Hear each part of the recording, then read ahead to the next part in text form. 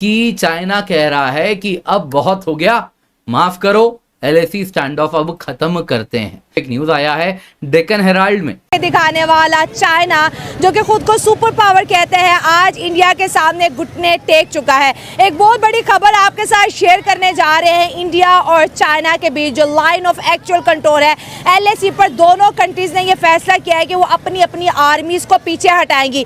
खित्ते के अंदर बहुत बड़ी तब्दीली रूनुमा होने वाली है। दो बड़ी ताकतें, अगर हम इंडिया और चाइना की बात करें, पॉपुलेशन के पॉइंट ऑफ व्यू से भी दोनों मुल्क दुनिया पर राज करते हैं और बिजनेस पॉइंट ऑफ व्यू से भी राज करते हैं। तो उन्होंने फैसला किया है कि दोनों ही जो है LAC से अपनी अपनी फौजें हटाएंगे। साथ साथ वीजा ओपनिंग की भी बात की जा रही है, क्योंकि इंडिया ने चाइना के जो वीजाज है उसको भी बैन किया था। इंडिया ने ये मतलब दुनिया को ये पैगाम दिया इंडिया ने कि हम मतलब चाइनीज से आगे हैं, ठीक है, हम उनको डरा सकते हैं, ठीक है। और उन्होंने कुछ करके पैगाम दिया कि मेरे ख्याल से वैसे ही नहीं, वो देखो, अगर हम बात करें तो इंडिया के पास भी वेपन्स हैं, उनके पास भी एक एटमी ताकत है। ये छोटी मोटी या मामूली बात नहीं है, ठीक है। इंडिया जो कुछ भी कर सकता है और दुनिया की तीसरी या पांचवी बड़ी मैशियत भी है। तो आप इंडिया को आप इस तरह इजी न लें।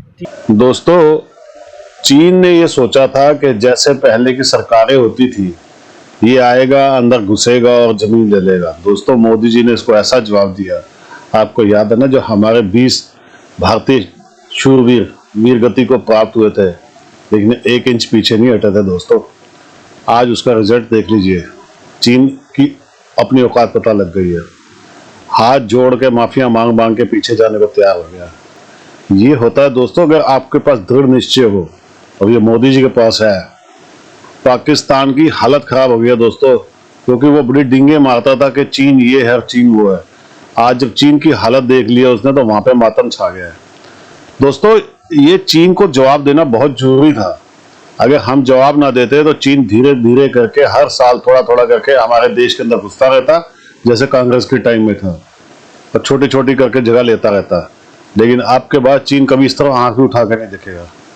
कमेंट्स कीजिएगा दोस्तों, आप भी अपने विचार बताइएगा, वीडियो को लाइक कीजिएगा और चैनल को सब्सक्राइब जरूर कीजिएगा।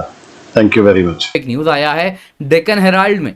अब दोस्तों, इंडिया और चाइना के बीच में 4.5 साल से एक मिलिट्री स्टैंड ऑफ चल रहा है LAC पर, लाइन ऑफ एक्चुअल कंट्रोल पर।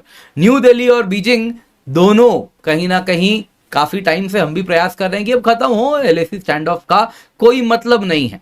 लेकिन दोस्तों, ऐसा न्यूज आ रहा है कि अगर आप देखें तो वैसे तो इतने इलाकों में आपको तो इन टोटल आपको स्टैंड ऑफ देखने मिलता था, जिसमें गालवान था, पैंगोंग सो था, हॉट स्प्रिंग्स था, हॉट स्प्रिंग्स के ही पास गोगरा करके इलाका है, वहां भी था, दीपसांग प्लेन था, डेमचौक था।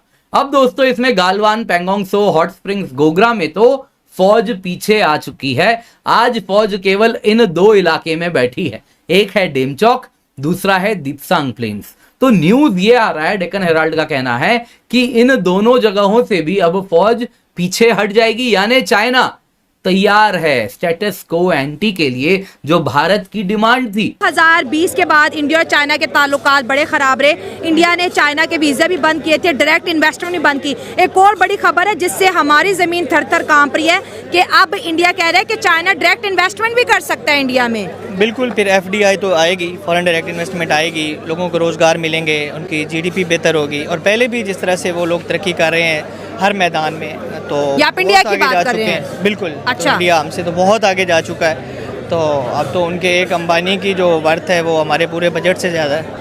कि चाइना हमारा बेहतरीन दोस्त है, शहर से मीठा, पहाड़ से ऊंचा। और मैं जहाँ जहाँ लाहौर से गुजरती हूँ, हर जगह चीन और पाकिस्तान का झंडा जो है नजर आता है। इतनी रोड्स, इतने पुल, इतने एरियाज हमने उनके नाम कर दिए हैं। अगर वो हमारा दोस्त है तो हमसे पूछे बगैर वो इंडिया के साथ ताल्लुकात बेहतर कर रहा है। रशिया जो है इंडिया और चाइना की दोस्तियाँ करवा रहा है, और हम तो ना 3 में रहे ना 13 में रहे। तो वो हमारे प्राइम मिनिस्टर साहब ने कहा था ना कि beggars can not be choosers. तो एक तो हमारी इकोनॉमिक वर्थ इतनी एक है कि हमसे मशवरे कौन करेगा। ठीक हो गया। और बाकी दूसरी बात ये कि हर मुल्क जो है वो अपने इंटरेस्ट पे खेल रहा है, अपने इंटरेस्ट के बिहाफ पे फ्रेंडशिप्स कर रहा है। हम वाहिद कौम है जो किसी और कंट्रीज़ को राज़ी करने के लिए अपनी फॉरेन पॉलिसी सेट करते हैं, और इवेंचुअली क्या होता है कि हम लोन्स पे सर्वाइव कर रहे हैं। जो इंडिया ने उनके साथ ये मुज़ाकरात किए, चाहे वो रशिया के थ्रू या किसी के भी थ्रू, ये खुद मुख्तियार मुल्क की जो है यही एक क्वालिटी होती है। अच्छा, अमेरिका ने पिछले कई अरसे से इंडिया को सपोर्ट सिर्फ इसीलिए किया कि वो चाइना के खिलाफ इस्तेमाल करे। बिल्कुल एग्री। मगर आज इंडिया जो है वो अपने आवाम के, अपने मुल्क के मफादात को देख रहे है और चाइना अपने मफादात को देख रहे। वो दोनों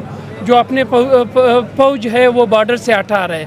मैं समझता हूँ कि हमें भी एज ए पाकिस्तानी हमें इसी तरह सोचना चाहिए कि जो हमारे मुल्क के मफादात में हो, जो हमारे हमसाया ममालिक हो, उनके साथ ताल्लुकात बेहतर कर ले। इंडिया ने ये मतलब दुनिया को ये पैगाम दिया इंडिया ने कि हम मतलब चाइनीज से आगे हैं। ठीक है, हम उनको डरा सकते हैं।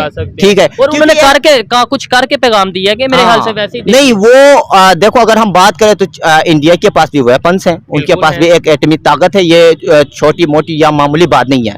ठीक है, इंडिया जो कुछ भी कर सकता है और दुनिया की तीसरी या पांचवी बड़ी मैशियत भी है। तो आप इंडिया को आप इस तरह इजी न लें। ठीक है, अगर हम देखें तो पाकिस्तान और इंडिया के जो हैं तो पाकिस्तान भी एज एटमी जो कुव्वत के पावर है, लेकिन जब इंडिया की बात करें तो वो तो एक बड़ी मैशियत है। अभी मैं पाकिस्तान की तरफ ही आने लगा था कि चाइना वाले जैसे डरे नजर आ रहे थे। कल को अगर हमारा सामना होता है इंडिया के साथ, जो कि मैं नहीं चाहता कि ऐसा हो, लेकिन अगर होता है तो फिर हम क्या रिस्पॉन्स करेंगे, क्या रिएक्शन होगा हमारा? नहीं, हमारा तो रिस्पांस तो हम तो 1947 से लड़ते आ रहे हैं उनके महाजू के ऊपर। ठीक है, आज भी।